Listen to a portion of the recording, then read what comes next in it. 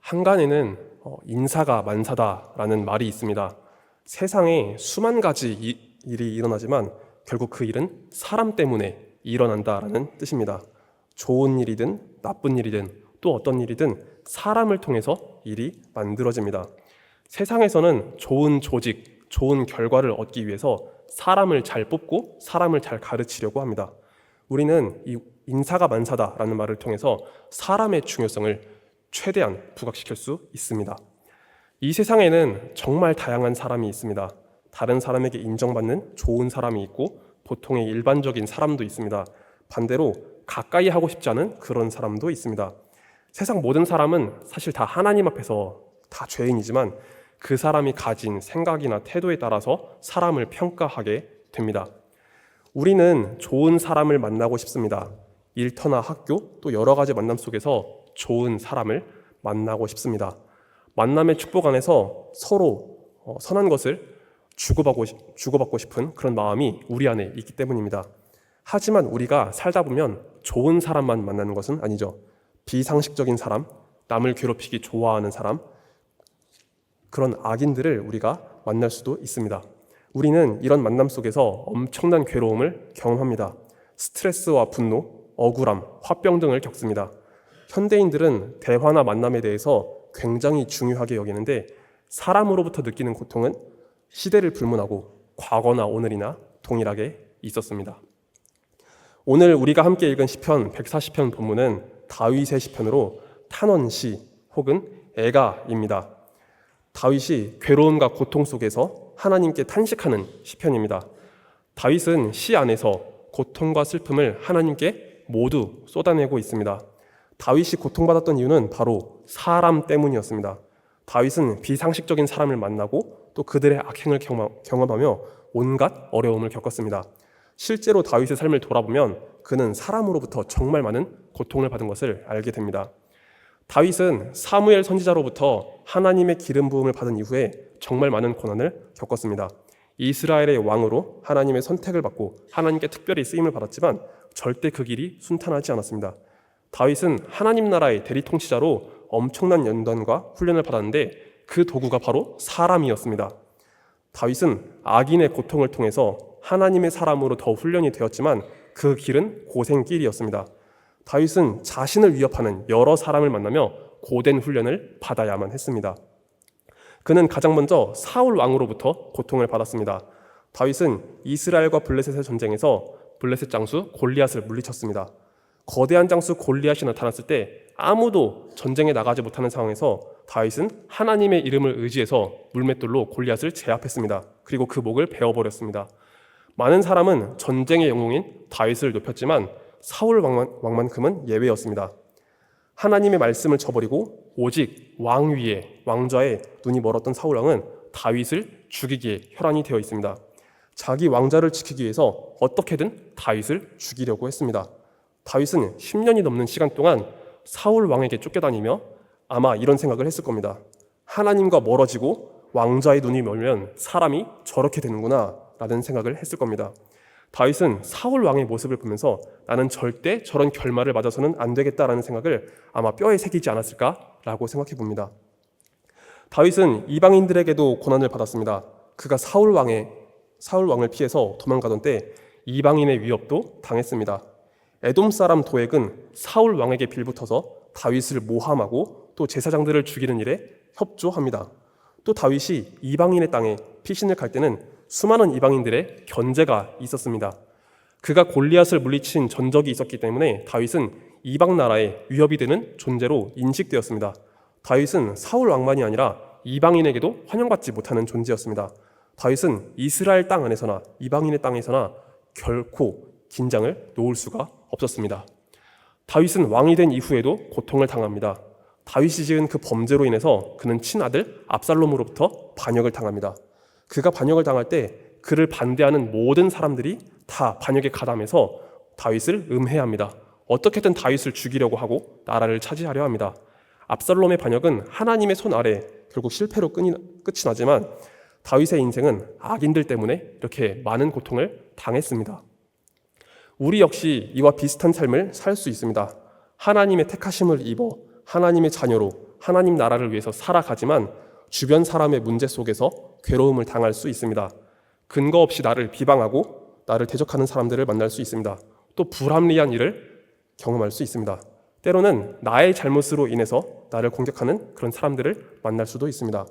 이런 문제가 하루나 이틀에 끝난다면 다행이지만 그렇게 끝나지 않고 끝까지 나를 괴롭히는 사람을 만날 수 있습니다.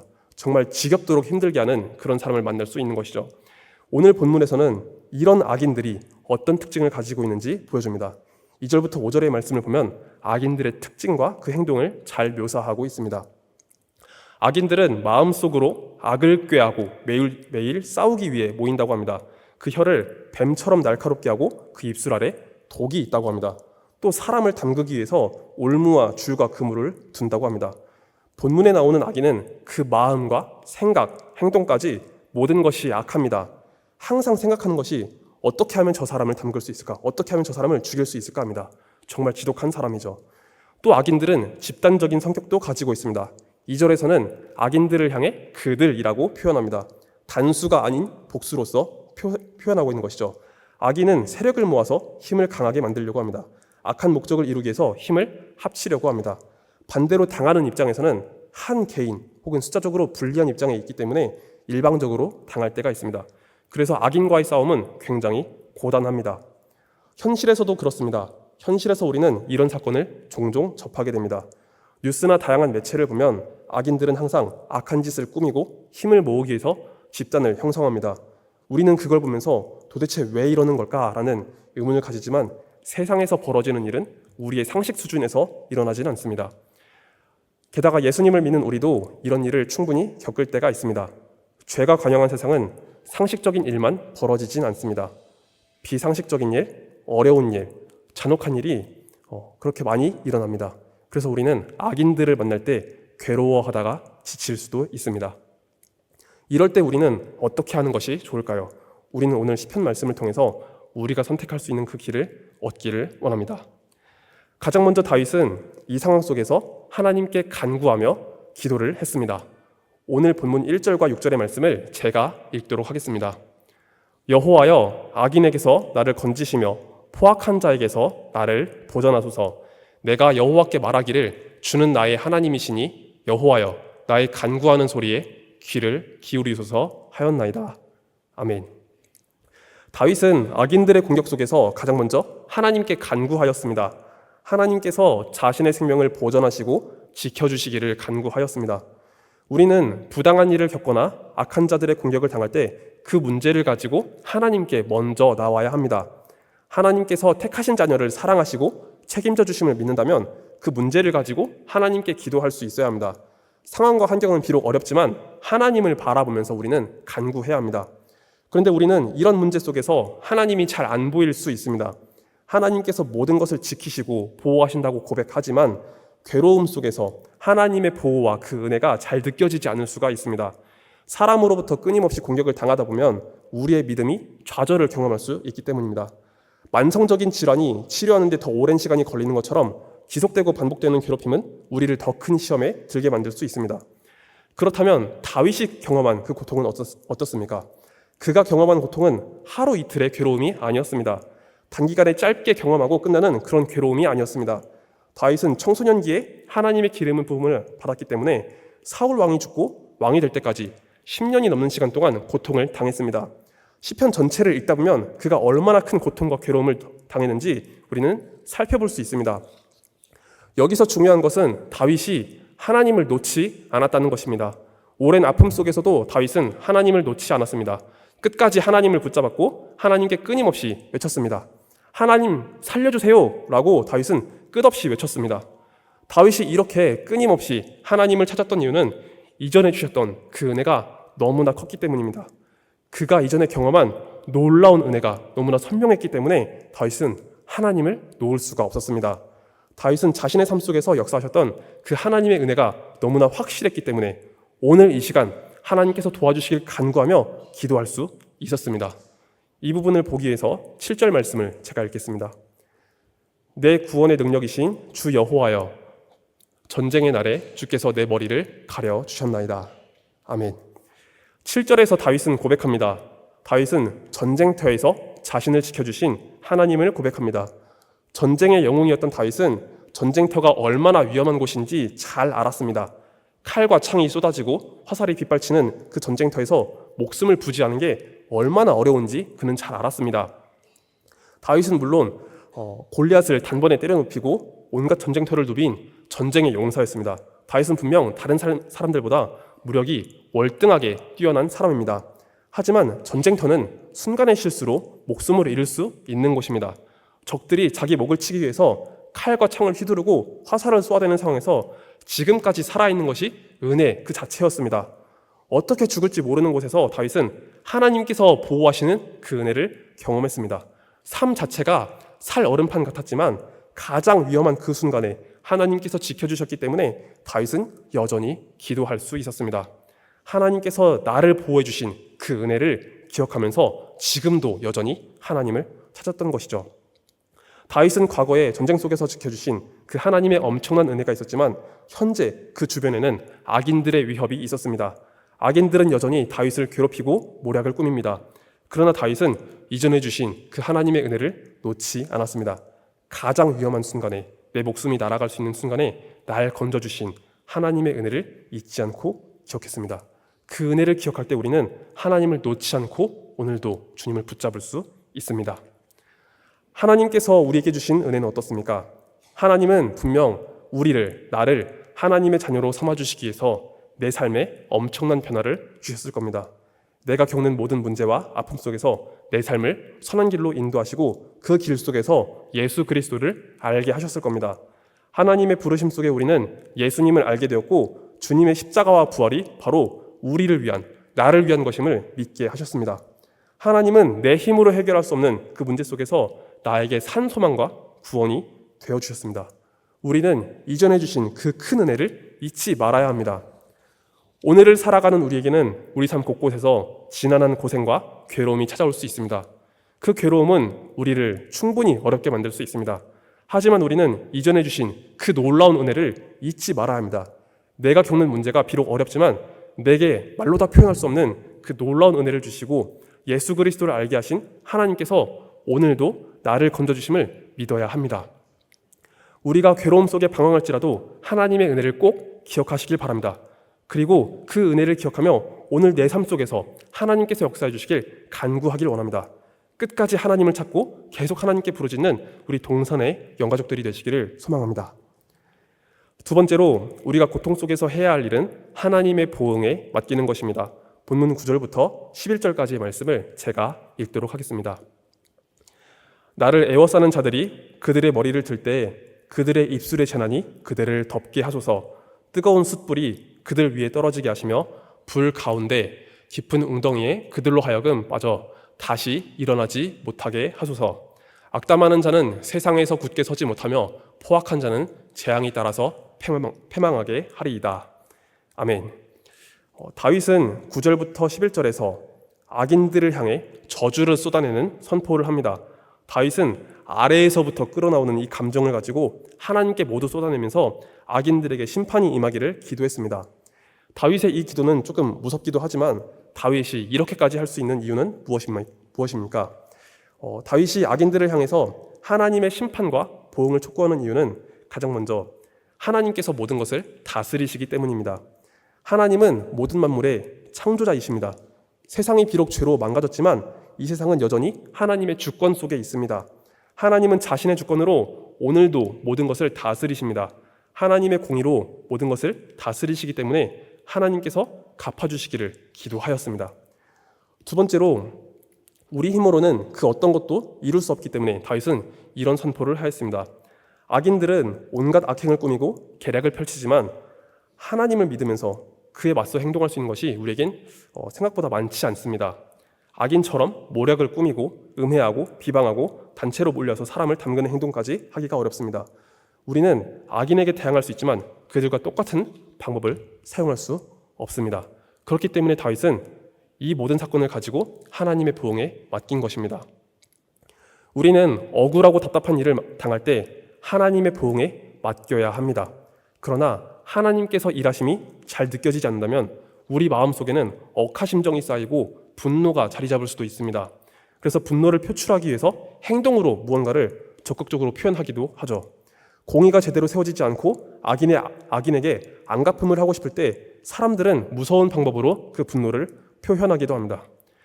저는 이 부분을 곰곰이 생각해 보면서 어떤 한 영화의 리뷰를 살펴보았습니다. 전체 영화의 내용을 본 건 아니지만 굉장히 짤막한 리뷰를 보았습니다. 그 영화는 복수를 소재로 한 영화입니다.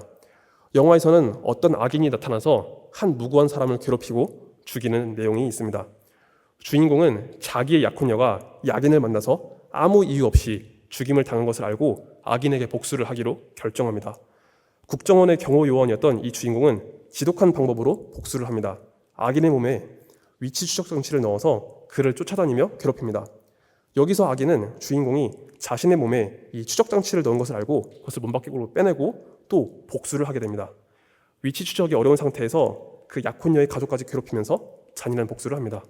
주인공은 이 사건으로 인해서 더 분노하게 되고 마지막 사건에 악인을 가장 잔인한 방법으로 죽이게 됩니다. 이런 영화를 보고서 사람들은 어떻게 반응을 할까요? 사람들은 악인에게 잔인한 복수를 하는 걸 보면서 쾌감을 느낍니다. 마땅히 받아야 할 벌을 받았다고 그렇게 말합니다. 또 어떤 사람들은 이런 영화를 보면서 괴물을 잡기 위해서 괴물이 되어야 한다라고 말합니다. 문제는 사람들이 말은 그렇게 하지만 우리는 그렇게 할 수 없다는 겁니다. 예수님을 믿으면서 우리가 그런 선택을 할 수 없습니다. 악인에게 맞서 대응을 할 수는 있지만 그런 영화처럼 잔인하게 보복을 할 수 없습니다. 우리의 힘과 능력으로는 보응을 하는 것에 한계가 있습니다. 예수님을 믿는 것은 분명 우리에게 엄청난 힘이지만 반대로 예수님을 믿기 때문에 우리가 할 수 있는 선택의 폭은 굉장히 좁을 수 있습니다. 그래서 우리는 하나님께 모든 것을 맡겨야 합니다. 하나님께서 보응하시고 갚으실 것을 우리는 기대해야 합니다. 다윗은 이런 이유로 악인들의 악행을 하나님께서 갚으시기를 촉구했습니다. 하나님께서 모든 것을 주관하시기 때문에 하나님께서 역사하시기를 구했습니다. 악인들이 짓는 죄악과 모든 계략들이 그들 위에 덮이기를 간구했습니다. 다윗은 자신의 힘을 의지하는 것이 아니라 자신의 감정과 분노, 이 모든 것까지 하나님께 맡기면서 구했습니다. 우리는 여기서 다윗의 삶을 한 가지 더 살펴보길 원합니다. 그는 분명 하나님의 보응을 알고 있었지만 여전히 분노에 사로잡혀서 그가 직접 보응을 하려고 했던 때가 있었습니다.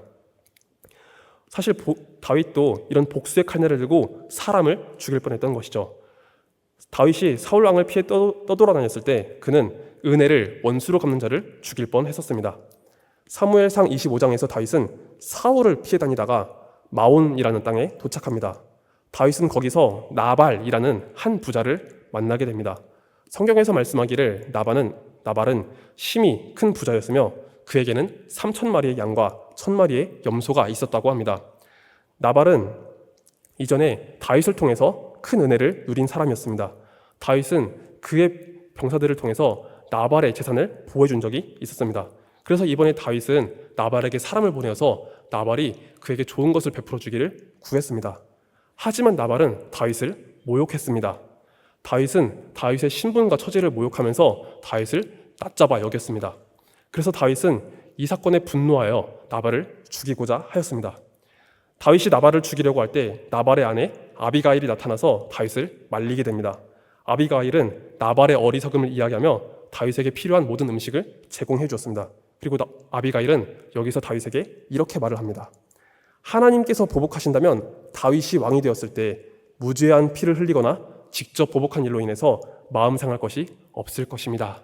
라고 아비가일은 이야기를 합니다. 이 말을 통해서 다윗의 분노는 사그라지게 됩니다.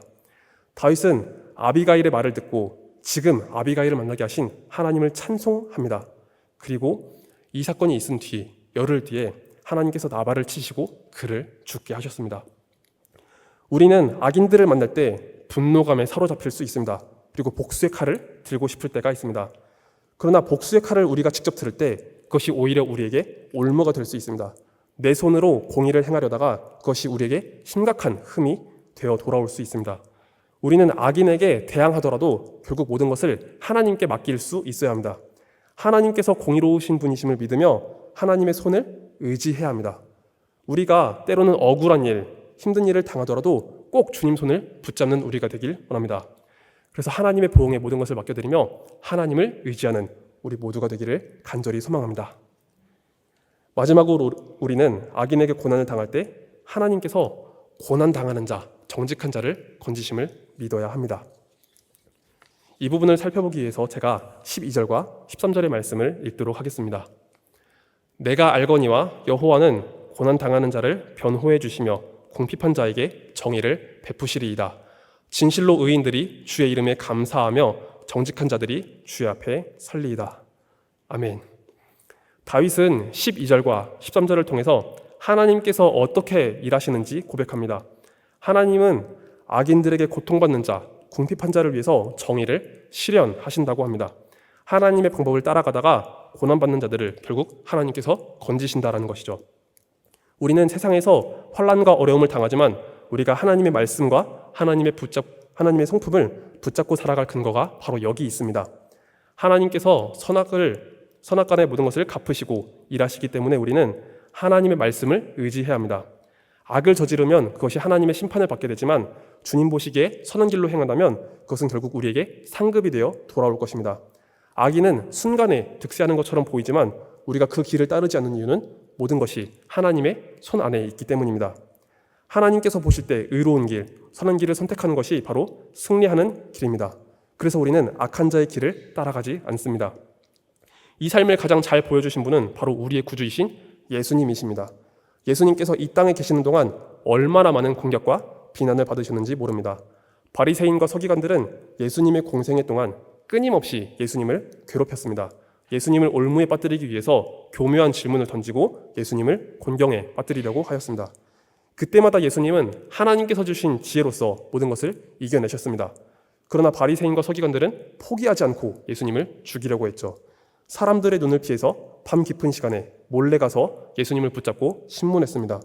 결국 로마인들의 손을 빌려서 예수님을 십자가에 매달아 죽이기까지 했습니다. 예수님의 삶이 만약 십자가에서 끝나버렸다면 이것만큼 허무할 수는 없을 겁니다. 하나님의 아들이신 예수 그리스도께서 그저 죽음으로만 모든 것을 마치셨다면 더 이상 우리에게는 아무런 소망이 없을 겁니다. 악이 모든 것을 짓밟은 채로 마감한 것과 다름이 없기 때문입니다. 그러나 예수님은 죽음에서 다시 부활하셨습니다. 주님은 죽음을 이기시고 다시 살아나셨습니다. 예수님께서 부활하신 것에 대해 사도들은 이렇게 고백합니다. 사도행전 4장 23절과 24절 말씀을 제가 읽겠습니다. 그가 하나님께서 정하신 뜻과 미리 아신 대로 내준 바 되었거늘 너희가 법 없는 자들의 손을 벌려 못 박아 죽였으나 하나님께서 그를 사망의 고통에서 풀어 살리셨으니 이는 그가 사망에 매여 있을 수 없었음이라. 사도들은 또 다윗의 시편을 인용하면서 다시 한번 고백합니다. 사도행전 4장 27절과 28절의 말씀도 제가 같이 읽겠습니다. 이는 내 영혼을 음부에 버리지 아니하시며 주의 거룩한 자로 썩음을 당하지 않게 하실 것이미로다. 주께서 생명의 길을 내게 보이셨으니 주 앞에서 내게 기쁨이 충만하게 하시리로다. 아멘.